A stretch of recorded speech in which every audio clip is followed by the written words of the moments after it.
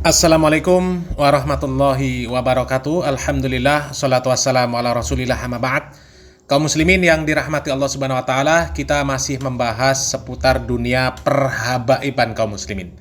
Akan tetapi yang kita bahas kali ini adalah sosok Gus, yang mungkin sebagian kita ini menyangka Gus ini menjadi pembela para habaib secara totalitas. Ya, siapa dia? Dia adalah Gus Wafi. Selama ini yang kita tahu tentang Gus Wafi, ya, Gus Wafi ini adalah salah satu orang yang ada di belakang para habaib, masuk ke dalam rombongan orang-orang yang membela nasab para habaib. Tapi ada satu video dari Gus Wafi yang cukup mengejutkan kaum muslimin, ya. Kita tahu para habaib itu kan orang-orang yang paling jago kalau masalah ngoceh masalah wali, ya. Paling pinter ngarang-ngarang kisah karomah wali. Ada yang gara-gara maling bisa jadi wali, ada yang anjing bisa jadi wali, ada yang orang gila jadi wali, ya. Apalagi kalau sudah cerita tentang Tarim, kota Tarim, ya. Dimanapun titik-titik tempat manusia yang ada di Tarim, di sana pasti ada walinya. Di pasar, tukang tambal ban, tukang jual ikan, semuanya wali. Dan rata-rata cerita wali dari para habaib itu kan yang ditonjolkan adalah kesaktian, bukan kesolehan. Bukan kesolehan. Yang bisa terbang, yang punya pintu untuk akses bisa kemanapun langsung sampai ke tujuan, ya, pintu Doraemon. Ada yang bisa mengislamkan orang yang sudah mati, ada yang bisa mi'raj dalam sehari itu 70 kali bertemu dengan Allah, ya. Kemudian ada yang sekali duduk bisa menyelesaikan membaca surat Yasin 90.000 kali. Pokoknya kesaktian lah, ya. Kalau sudah sakti maka dinyatakan wali sudah, ya. Bahkan orang gila saja yang nggak punya kesaktian disebut wali. Karena apa? Karena dari kalangan habaib. Pokoknya habaib itu mutlak mulia, ya. Sampai yang gila saja disebut wali. Wali apa? Wali gila. Nah, sedangkan Gus Wafi, ya, yang selama ini kita ketahui ada di barisan para habaib, ternyata orang ini anti dengan orang-orang seperti para habaib yang paling hobi mendongeng cerita-cerita wali. Ya, coba kita simak video dari Gus Wafi. Kadang saya, ini pemikiran saya Pak, ya, jenengan tidak setuju tidak apa-apa. Saya itu paling anti orang disebut wali itu, Pak. Dikit-dikit waliullah. Itu saya tidak percaya itu. Tidak percaya. Iya, ada orang menjustifikasi dikit-dikit wali itu. Saya itu paling anti seperti itu.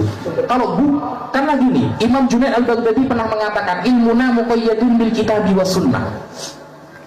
Tasawuf itu, ya, ma'rifat itu selalu diikat dengan al-kitabi was sunnah, Al-Quran dan sunnah. Hanya gara-gara bisa terbang jadi wali? Bukan Pak. Kalau terbang jadi wali mungkin dukun itu wali semua, Pak. Begitu. Bukan.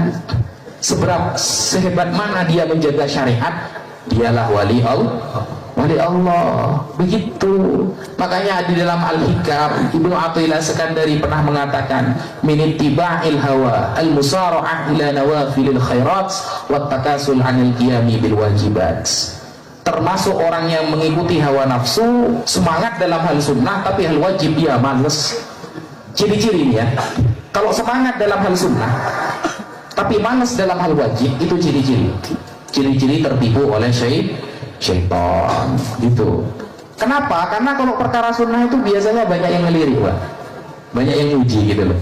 Ahli tahajud, ya, oh malam-malam datang ke tahajud, banyak yang uji, Pak. Gitu. Tapi kalau wajib, salat zuhur, salat asar kan biasa kan? Karena gak ada yang uji.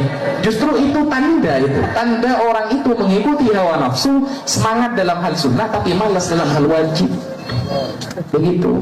Nah, kita kalau memang ikut Rasulullah, nah ini perbedaan sahabat dengan kita. Al-Imam At-Tustari itu pernah mengatakan begini. Perbedaan orang sekarang dengan sahabat itu begini. Kalau sahabat tahu itu sunnah, beliau melakukan. Kalau kita tahu itu sunnah, justru gak melakukan. Oh sunnah kok, santailah nanti aja. Itu kita ya. Contoh sholat, subhana rabbiyal azim 3 kali. Oh sunnah, gak usah dibaca, ada apa. Kan begitu kalau kita. Kalau sahabat tidak tahu itu sunnah, justru dilakukan. Tapi ini bukan berarti saya ahlu sunnah banget, bunda juga. Maksudnya kita, ayolah kita sedikit-sedikit saling mengingatkan. Maksudnya apa sih dari diri saya yang kurang, kayak tadi biasanya jarang kumpul dengan orang soleh, ayo sekarang memperbanyak kumpul dengan orang soleh.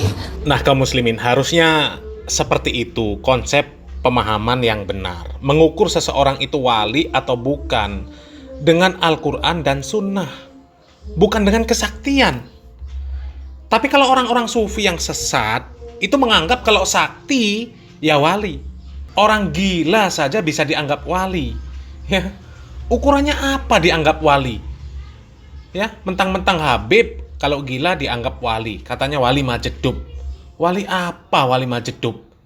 Kemudian orang yang bisa menebak isi hati orang lain dianggap wali, bisa terbang dianggap wali, bisa ketemu jin dianggap wali. Bener kata Gus Wafi tadi, nanti dukun itu dianggap wali, padahal amalannya jauh dari Al-Quran dan Sunnah. Itu Pak Lutfi bin Yahya, Wan Sehan, Abu Bakar As-Segaf, katanya wali. Wali apa? Wali murid, iya Pak Lutfi bin Yahya, wali murid. Ya, jelas amaliyahnya jauh dari Al-Quran dan Sunnah, kok dianggap wali? Apalagi Wan Sehan, Abu Bakar As-Segaf, orang nggak punya akal, orang nggak sehat, kok dianggap wali? Wali apa orang nggak sehat akalnya? Syariat Islam saja mereka nggak ngerti, kok wali? La ilaha illallah. Orang-orang soleh terdahulu, kalau menilai seseorang itu wali atau bukan, itu ukurannya Al-Quran dan Sunnah. Seperti yang diucapkan Gus Wafi tadi, bukan kesaktian, bukan keturunan siapa, bukan orang mana, Habib apa bukan, dari Yaman apa bukan. Ya, kulit putih apa kulit hitam, kaya apa miskin, bukan. Ukurannya Al-Quran dan Sunnah. Imam Syafi'i di dalam kitabnya juga mengatakan, apabila kalian melihat orang yang bisa terbang, bisa berjalan di atas air, jangan tertipu menganggap bahwa itu adalah waliullah sebelum menimbang perkara dia dengan Al-Quran dan Sunnah. Kalau sesuai dengan Al-Quran dan Sunnah, maka dia waliullah. Tapi ketika bertentangan dengan Al-Quran dan Sunnah, maka dia wali syaiton. Termasuk kutipan dari Gus Wafi tadi, dari perkataan Imam Junaid Al-Baghdadi. Ya, sama. Ukurannya Al-Quran dan Sunnah. Lah kalau orang yang nggak jelas amalannya, nggak jelas akidahnya, ya, lihat majelisnya Pak Lutfi bin Yahya. Mendongeng. Katanya didatangi ulama jin dari negeri Azraq, planet Azraq. Ya. Orang nggak jelas seperti itu, ya. Amaliyahnya banyak bid'ah. Kok disebut wali? Apalagi orang yang nggak waras itu tadi disebut wali. Ya, orang nggak waras itu kalau ditinjau dengan Al-Quran dan Sunnah, mereka itu orang yang perlu perhatian khusus. Dia orang yang diangkat catatan amalnya. Dan orang gila itu dari mana saja, siapa saja, statusnya sama. Nggak ada orang gila jadi wali. Orang yang nggak waras itu, kaum muslimin, menjaga diri saja nggak bisa, apalagi menjaga Al-Quran dan Sunnah. Ya, coba lihat ini. Ya, orang ini menjaga kehormatan dirinya saja nggak bisa. Milih pakaian yang baik, pakaian yang benar untuk dirinya saja nggak bisa. Kok dianggap wali? La ilaha illallah. Ya, orang begitu kok bisa dianggap wali, dimintai barokah. Ini konsep sufi yang sesat. Ya, konsep sufi yang sesat. Kalau Imam Ibnul Jauzi rahimahullah di dalam kitabnya Talbis Iblis pernah mengatakan memang inna awailu sufiyah kanat ta'wiluhum alal Qur'ani was sunnah. Beliau mengatakan sesungguhnya golongan awal-awal orang-orang sufi, mereka itu berdiri di atas Al-Quran dan Sunnah. Dan jauh kondisi sufi yang dulu kalau dibandingkan dengan yang sekarang. Orang-orang yang disebut sufi dulu itu bukan seperti yang sesat-sesat sekarang ini. Kerjanya joget-joget, nyanyi-nyanyi, dongeng, ibadahnya bid'ah. Coba lihat orang-orang yang sekarang ngaku sufi. Kalau duduk kerjanya dongeng, kalau berdiri menyanyi, menari. Yang begitu dikatakan orang-orang sufi yang pemahamannya tinggi. Itu kelompok sesat, bukan kelompok pemahaman tinggi, kelompok sesat. Ya.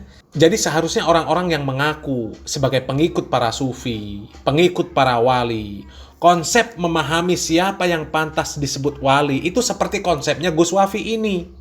Baru bener ditinjau dengan Al-Quran dan Sunnah. Ya. Kalau ikut pemahaman Gus Wafi, ya akalnya sehat, waras.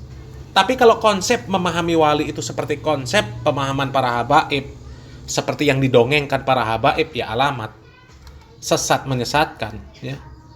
Jadi kalau kami analisa, sepertinya Gus Wafi ini ketika ada di barisan para habaib, ya ketika kisruh soal nasab, bisa jadi beliau ini hanya ingin membuktikan keilmiahan dan kebenaran tesis Kiai Imaduddin yang mengatakan nasab para habaib Ba'alawi itu terputus.